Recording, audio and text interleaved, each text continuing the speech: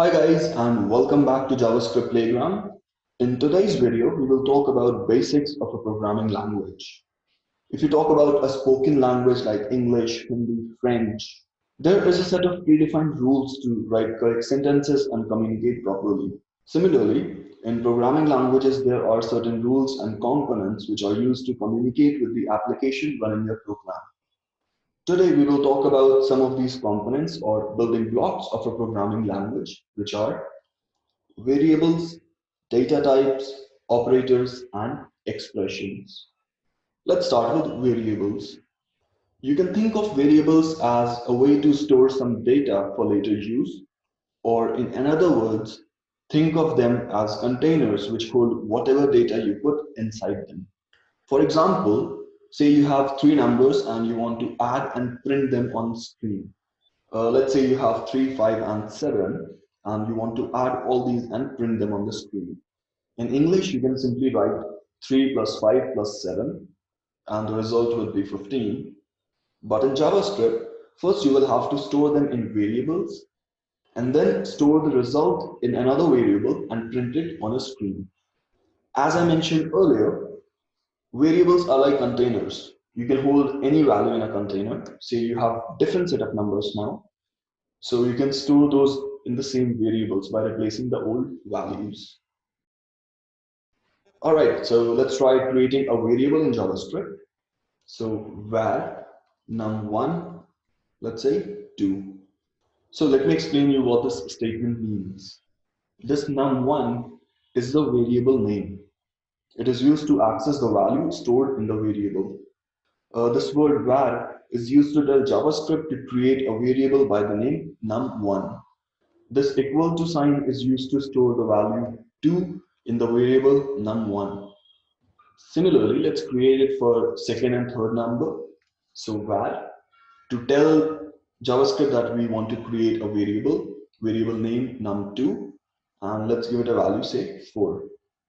Similarly, let's add the third one. So var variable name num3 and the value 6. Now to add them, we can simply do num1 plus num2 plus num3. This plus sign is an operator which is used to add two values. Similarly, this equal to sign is an operator which is used to assign some value to a variable.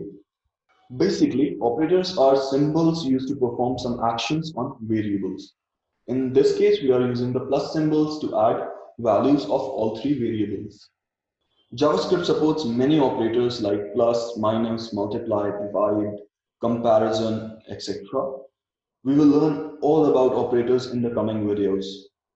So far, we've created variables, we've assigned some values, we've summed it up, but we haven't printed it on the screen.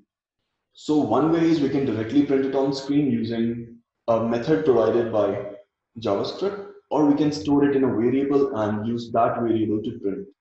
So let's create a new variable, say var sum. Okay, so now let me explain what's happening here. So JavaScript starts executing the code. In the first line, it creates a variable num1, gives it a value 2.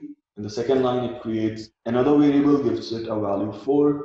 In the third line, it creates another variable num3 and gives it a value 6.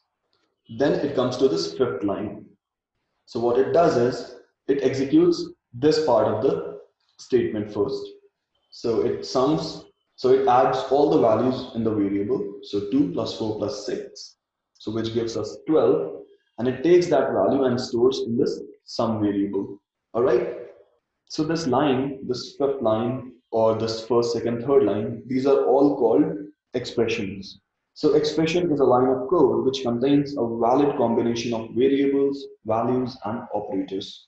So line number 5 is an expression, line number 1 is an expression, line number 2 is an expression, line number 3 is an expression. All right. So if you see in this line number 5, we've got some variables and some operators. So all these combine and they give you an expression. Okay, so moving on to the last step. Now we want to print this on the screen. So to print something on the screen, JavaScript gives us a method called console log. So whatever you pass here in between these parentheses is printed in the console screen. So if we pass 100 here, it prints 100 on the console screen. If we pass a variable, it prints the value of the variable. Similarly, if we pass sum here, it prints the value of that variable, which is 12. Also, all these previous values are also being printed. So to clear that, before your code runs, we can do console clear. So every time the code is run, first it clears the console and then it prints the next values. So let's save it. All right, so as you can see, we've got the value of sum printed in the console. So as I mentioned earlier, variables are just a container which stores values. So if we change these values, say instead of 2, let's say 5, 10, and 15. So again, it executes the entire program from the line 1. It adds all these values from the variables. So 10 plus 5 plus 15, which is 30. And then it prints that value in the console. So if you can see here, we've got 30 printed. All right. Now what we stored in the variable was numbers. Similarly, we can store some words. Let's try an example. So let's just comment this. Let's say var first name Cafe, and in the log, let's just print the first name. And as you can see, we've got this word cafe printed in the console screen. Also, if you notice, I have wrapped the word in double quotes. So that's the way to tell JavaScript that this value is a string. We can also wrap it in single quotes. So instead of double quotes, we can wrap it in single quotes. Even then, we get the same value in the console. But you cannot mix and match. You cannot have a double quotes and single quotes, or opening single quotes and closing double quotes. So anything that comes in between these quotes is treated as a string. So now you've heard me say numbers, strings. So what are these? These are called data types because it tells JavaScript what type of value we have stored in our variables. JavaScript also has few other data types like Boolean, arrays, objects, etc. And we will talk about those in the coming videos. I hope this gave you a better understanding of variables, expressions, and operators. If you have any doubt or queries, feel free to drop a comment below and we will discuss it. See you in the next video. Bye and take care.